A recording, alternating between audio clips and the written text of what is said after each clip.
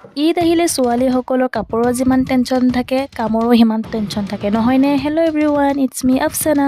দুদিনমান নেৰা নেপেৰা বৰষুণৰ পাছত ৰ'দ উঠিলে তো মই ভাবিলোঁ ঘৰৰ যিমানবোৰ কাম আছিলে চব কৰি লওঁ। মায়ে কৰে যিহেতু লাইলাতুল কাদৰ আছিলে তো মাও বিজি আছিলে তো মই ভাবিলোঁ মই অলপমান মাৰ লগত সহায় কৰি দিওঁ। আৰু এই মোচা মেলা কামখিনি মোৰ সদায়ে কৰিব লাগে, নহ'লে মোৰ ভাল নালাগে। কিবা এটা যদি ধূলি বালি দেখি পেলালোঁ নাজানো আৰু গাত কেনেকুৱা লাগি থাকে। ঘৰ সাৰি থকাৰ অৱস্থাতে চকুত কিবা এটা পৰিলে, ভাবিলোঁ কিনো উপায় আছে তো এটা চশমা লগাই ল'লোঁ। গাইছ লাগিছেনে ডিজিটেল কাম কৰা বাই।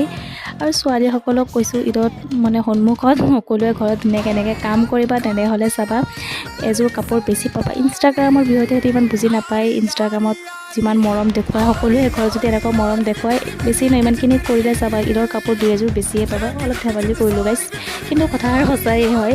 কাম কৰিলোঁ ভিডিঅ'টো চাই মোৰ ভাগৰ লাগি গ'ল। ইয়াতে মই নিজকে নিজে কি ফিল কৰি আছোঁ মই নিজেও নাজানো। অকলে মই কাম নকৰোঁ গাইছ, মোৰ ভণ্টিও চাইছে ন, খুৰাৰ ছোৱালী পূৰা কামত লাগি গ'ল।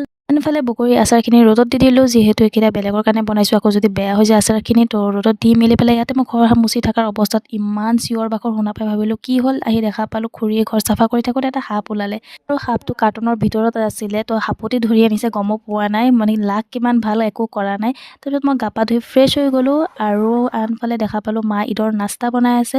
তো ইয়াতে ইফতাৰী কৰাৰ পাছত দেখিলোঁ ভাইটিহঁতে পূৰা পাৰ্টি কৰি আছে, তো মই আহি পেলাই পূৰা ভাগ লৈ ল'লোঁ।